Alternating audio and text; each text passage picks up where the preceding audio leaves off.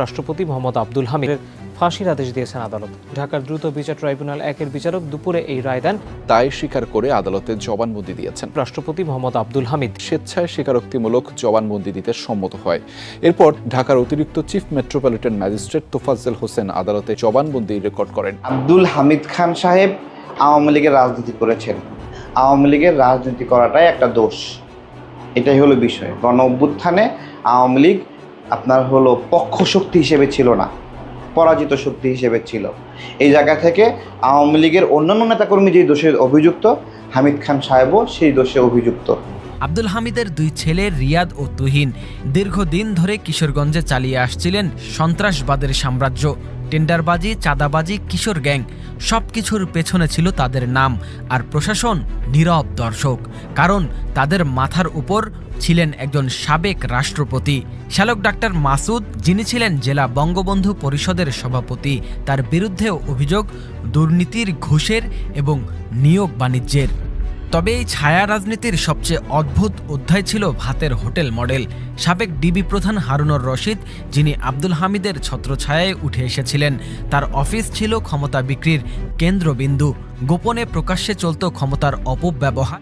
ক্ষমতার অপব্যবহার করেই মূলত এই আব্দুল হামিদ এবং তার ছেলে, মেয়ে, আত্মীয় স্বজন ও তার সাঙ্গপাঙ্গরা সমস্ত প্রকার অন্যায় অপকর্ম করত, আর সেগুলোকে সাপোর্ট করত এবং বৈধতা দিত এই আব্দুল হামিদ।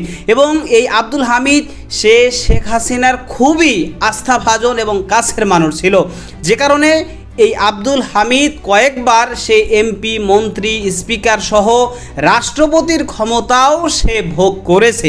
এবং সে এই সমস্ত ক্ষমতাগুলো ভোগ করে মূলত শেখ হাসিনা এবং আওয়ামী লীগকে সে সাপোর্ট করত, এবং আওয়ামী লীগ ও শেখ হাসিনার যত ধরনের অন্যায় অপকর্ম রয়েছে সেগুলোকে সে বৈধতা দিত। উদাহরণস্বরূপ আওয়ামী লীগ এবং শেখ হাসিনা তারা সকলে মিলে এই বাংলাদেশের যেই জনগণের ভোটের অধিকার কেড়ে নেওয়া এবং বাংলাদেশের অর্থনৈতিক অবস্থা ধ্বংস করে দেওয়া, বাংলাদেশের মানুষকে গুম, খুন, হত্যাসহ যত ধরনের অন্যায় অপকর্ম তারা করছে সেগুলোকে এই আব্দুল হামিদ, সে রাষ্ট্রপতি, বাংলাদেশের সর্বোচ্চ ক্ষমতায় বসে সে বৈধতা দিয়েছে এবং সাপোর্ট করেছে। এবং তার সাপোর্টেই, তার বৈধতার কারণেই কিন্তু আওয়ামী লীগ এই 16 বছর ধরে এত অন্যায় অপকর্ম করার সুযোগ পেয়েছে।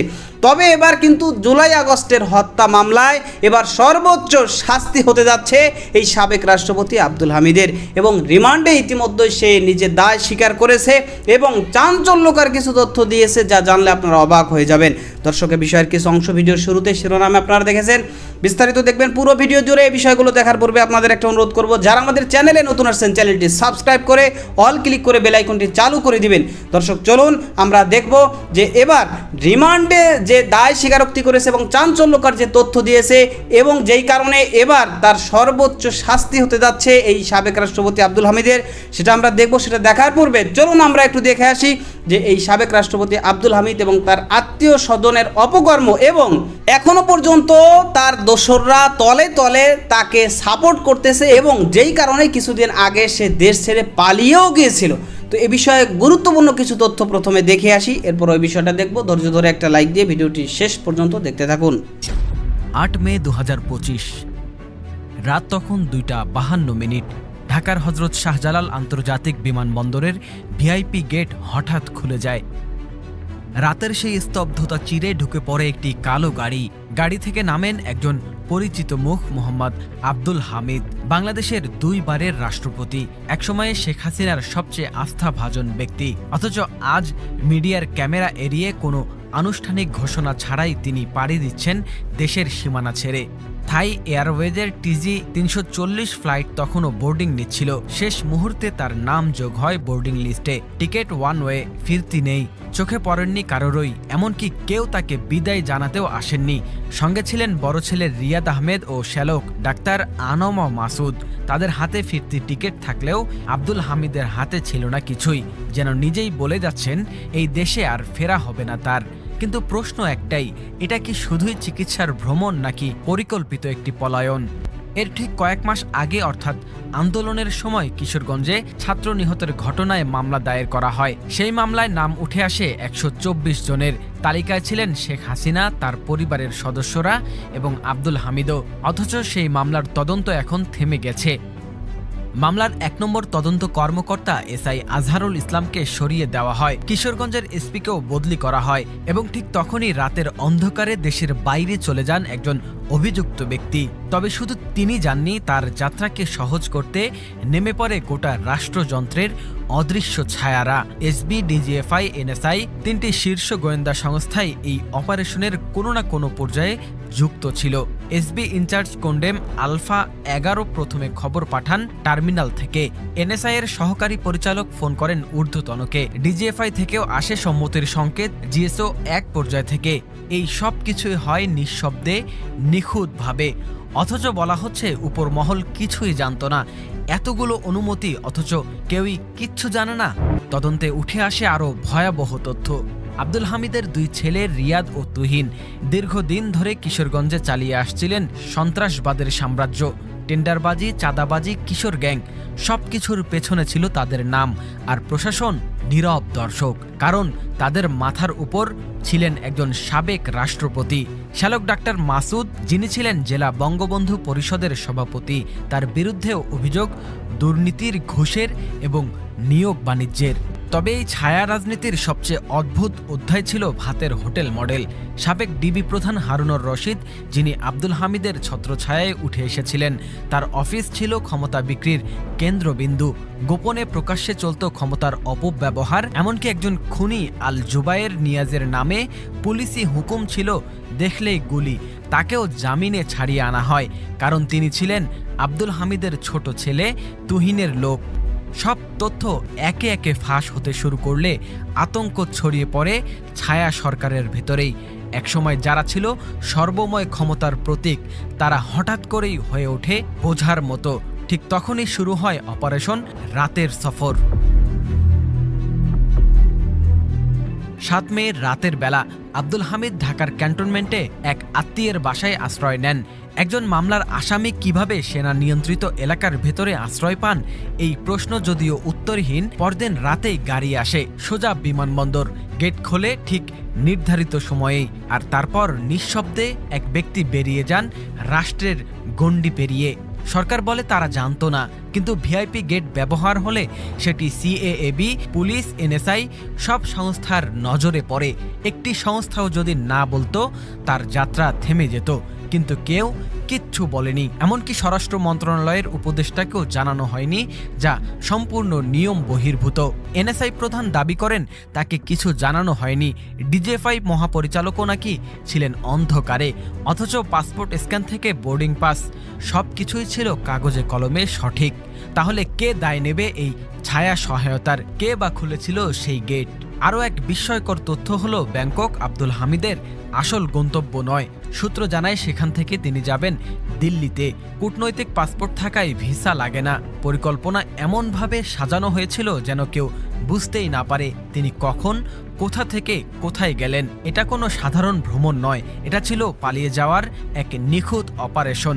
একটি ছায়া রাষ্ট্র যখন নিজেই নিজের শাসনকে রক্ষা করে, তখন বোঝা যায় ক্ষমতা কেবল সামনে থাকা মুখ নয়, বরং আড়ালে বসে থাকা অদৃশ্য হাতে। আব্দুল হামিদ চলে গেছেন, কিন্তু রেখে গেছেন অসংখ্য প্রশ্ন। যিনি পালিয়েছেন তিনি শুধুই একজন ব্যক্তির নয়, একটি ব্যবস্থার। গভীর রাতের সেদিনের সেই খোলা গেট যেন ফাঁস করে দিয়েছে পুরো রাষ্ট্রযন্ত্রের দুর্বলতা। রাত 2:52-তে যে গেট খুলেছিল সেটি আসলে এক ব্যর্থতার দুয়ার। সেই দুয়ার খুলে বেরিয়ে গেছে শুধু একজন সাবেক রাষ্ট্রপতি নয়, চোখ রাঙানো এক ছায়া সাম্রাজ্য। অভিযোগ রয়েছে আব্দুল হামিদের নাম ভাঙে শ্যালক জেলা বঙ্গবন্ধু পরিষদের সভাপতি অধ্যাপক চিকিৎসক নওশাদ খান নানা অনিয়ম ও দুর্নীতির সঙ্গে জড়িত ছিলেন, যার ভাগও হামিদ পরিবারের যেত বলে অভিযোগ রয়েছে। এছাড়া ভাতের হোটেল খ্যাত শেখ হাসিনার সময়কার আলোচিত ডিবি প্রধান হারুনের সঙ্গেও আব্দুল হামিদের বিশেষ সখ্য ছিল। উল্লেখ্য, সাবেক রাষ্ট্রপতি আব্দুল হামিদের আরেক শ্যালক জিহাদ খান জামায়াতে ইসলামীর রাজনীতির সঙ্গে জড়িত। সম্প্রতি জামায়াতে ইসলামী তাকে ত্রয়োদশ জাতীয় সংসদ নির্বাচনে কিশোরগঞ্জ 6 আসন আসন থেকে দলীয় প্রার্থী ঘোষণা করেছে। জুলাই ছাত্র আন্দোলনের সময় হামলা ও গুলি করার ঘটনায় কিশোরগঞ্জ থানায় করা একটি মামলায় আসামি ফ্যাসিস্ট শেখ হাসিনা সময়কার দুবারের রাষ্ট্রপতি আব্দুল হামিদ। গত 14 জানুয়ারি মামলাটি হয়। মামলায় শেখ হাসিনা, তার বোন শেখ রেহানা, ছেলে সজীব ওয়াজেদ জয় ও মেয়ে সাইমা ওয়াজেদ পুতুল সহ 124 জনকে আসামি করা হয়। বৃহস্পতিবার আইনশৃঙ্খলা পরিস্থিতি বিষয়ক মত বিনিময় সভায় যোগ দিতে দিনাজপুরে গিয়েছিলেন স্বরাষ্ট্র ও কৃষি উপদেষ্টা লেফটেন্যান্ট জেনারেল অবসরপ্রাপ্ত মোহাম্মদ জাহাঙ্গীর আলম। সেখানে আব্দুল হামিদের দেশ ত্যাগে সহায়তাকারীদের গ্রেপ্তার ও শাস্তির দাবিতে স্বরাষ্ট্র উপদেষ্টাকে ঘেরাও করে শিক্ষার্থীরা। ক্ষোভ ও ঘেরাওয়ের মুখে তিনি ছাত্রদের বলেন, আব্দুল হামিদের দেশ ত্যাগে সহায়তাকারীদের শাস্তির আওতায় আনা হবে, তাদের কোনোভাবেই ছাড় দেওয়া হবে না। শাস্তির ব্যবস্থা করতে না পারলে তিনি পদত্যাগ করে চলে যাবেন। আব্দুল হামিদ খান সাহেব আওয়ামী লীগের রাজনীতি করেছেন। আওয়ামী লীগের রাজনীতি করাটাই একটা দোষ, এটাই হলো বিষয়। গণ অভ্যুত্থানে আওয়ামী লীগ আপনার হলো পক্ষ শক্তি হিসেবে ছিল না, পরাজিত শক্তি হিসেবে ছিল। এই জায়গা থেকে আওয়ামী লীগের অন্যান্য নেতাকর্মী যে দোষে অভিযুক্ত, হামিদ খান সাহেবও সেই দোষে অভিযুক্ত। এটাই হলো সামগ্রিকভাবে হামিদ খান সাহেবের অপরাধ। এই অপরাধে যদি ওনাকে ফাঁসি দিতে পারেন, ফাঁসি দিতে চান, পিওরলি আদেশটা কই থেকে আসছে গণহত্যার জন্য এটা আমাদেরকে খুঁজে বের করতে হবে এবং সেই জায়গাটা অভিযুক্ত করে তাদেরকে আইনের আওতায় নিয়ে আসতে হবে। শেখ পরিবারের একজন সদস্য গতকালকেও দেশের বাইরে চলে গেল। আমরা সব অবুঝ, আমরা বুঝি না যে সে কীভাবে গেছে, কার কার সহযোগিতায়, কার ইন্ধনে গেছে। সরকার এগুলো কিছুই জানে না। এই তো ভালো, সরকার কিছুই জানে না, শুধু আমরাই জানি এগুলো।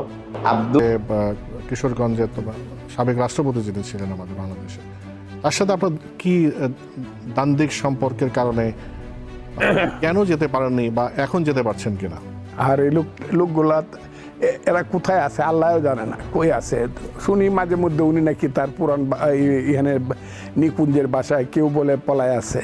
আমি খোঁজ নেওয়া শুধু তার বাড়িটা, তার বাপ দাদার যে বাড়িটা, এবং পরবর্তী সময় যেটাকে সে রাজমহল তাজমহল বানাইছিল, মিঠামনের বাড়িটা 30,000 লোক পুড়তে গেছিল পেট্রোল লইয়া, আমি এটা রক্ষা করে দিছি। অন্তত এইটা পুরো না, তোমরা এখনো পুরে নাই। তার শহরের বাড়ি অন্যরা পুরাইছে, এখানে আমার কোনো হাত নাই। কিন্তু মিঠামনের বাড়ি যেহেতু এটা আমার এলাকা, আমি রক্ষা করছি। আজকে তারা এত বিপদে আছে, তাদের ব্যাপারে কথা বলবো। হামিদ সাহেব আর আমি একসাথেই রাজনীতি শুরু করছি। উনি বয়সে আমার 5 বছরের বড়, কিন্তু ছাত্রলীগ উনি আমার আগে করছে। উনি ছাত্রলীগের president, founder committee in the year 1965, আরেকজন জেনারেল সেক্রেটারি, আমি ফার্স্ট জয়েন্ট সেক্রেটারি। এ হলো আমাদের অবস্থানটা রাজনীতি। এবং আমরা এই পলিটিক্সটা করে গেছি। উনি কইলাম তো হামিদ সাহেব সহ আমাদের বাড়ির থেকে আমরা যুদ্ধে গেছি, হামিদ সাহেবের বাড়ির থেকে না। কিন্তু তো সেই হামিদ সাহেবের সঙ্গে আমার ঘটনাটা ঘটলো 1975 সনের 15ই আগস্ট। আমি তখন যেমন এখন আওয়ামী লীগ করি না, কিন্তু আমার অনেক কথা মানুষ মনে করে এটা তো আওয়ামী লীগকে লাইভ দেওয়া হচ্ছে। আমার কথাটা খুব বোঝার চেষ্টা করেন, কিন্তু আমি আওয়ামী লীগকেও লাইভ দিচ্ছি না, আমি ইতিহাসের সত্য কথাটা বলছি। এতে যে যা কয় কো, আমি সারা জীবন ইতিহাসের সত্য। ওই সময় আমি পলিটিক্স করতাম না। বাকশাল করার পরে আল্লাহর কাছে তওবা করে পলিটিক্স ছেড়ে দিয়েছিলাম।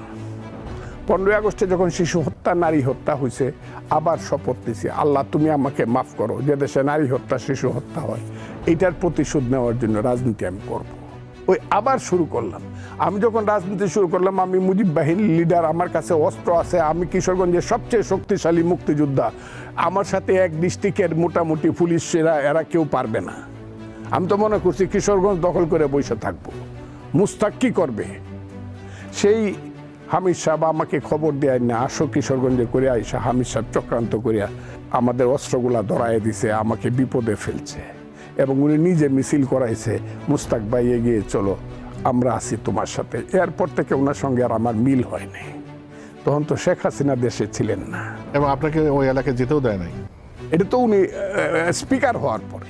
এই সাবেক রাষ্ট্রপতি আব্দুল হামিদের ব্যাপারে অনেকেই সাফাই গায় এবং বলে যে সে আসলে ভালো মনের মানুষ, এই সেই সরল সোজা, এবং সে আসলে অন্যান্য যারা আওয়ামী লীগের নেতাকর্মী বা যারাই যা যা করেছে এরকম সে সেরকম কিছু করেনি।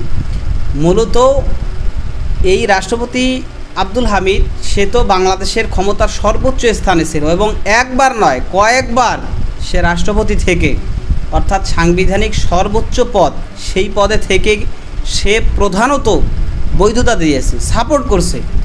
বিদায় কিন্তু আওয়ামী লীগ বাংলাদেশের জনগণের ভোটাধিকার কেড়ে নিয়েছে এবং বাংলাদেশের দুর্নীতি, লুটপাট, চাঁদাবাজি, বাংলাদেশের মানুষকে গুম, খুন, হত্যা, মানবাধিকার লঙ্ঘন সহ যত ধরনের অন্যায় অপকর্ম এই বিগত 16 বছরে হয়েছে, তার জন্য এই রাষ্ট্রপতি আব্দুল হামিদ সেও দায়ী। কারণ তার সাপোর্টে এবং তার বৈধতার কারণেই তো এগুলো করা হয়েছে। সুতরাং এর জন্য তো সে দায়ী হবে, এটাই স্বাভাবিক। সেই কারণেই এদেশের মানুষ এই রাষ্ট্রপতি আব্দুল হামিদের বিচার চায় এবং তার উপযুক্ত শাস্তি সকলে চায়। তো আপনিও তার সাথে একমত পোষণ করেন কিনা সেটা কমেন্ট সেকশনে জানাতে পারেন। ভালো থাকবেন, সুস্থ থাকবেন, দেখা হবে নতুন কোনো ভিডিওতে, কথা হবে নতুন কোনো বিষয়। আজকে পর্যন্তই, আসসালামু আলাইকুম রহমতুল্লাহ।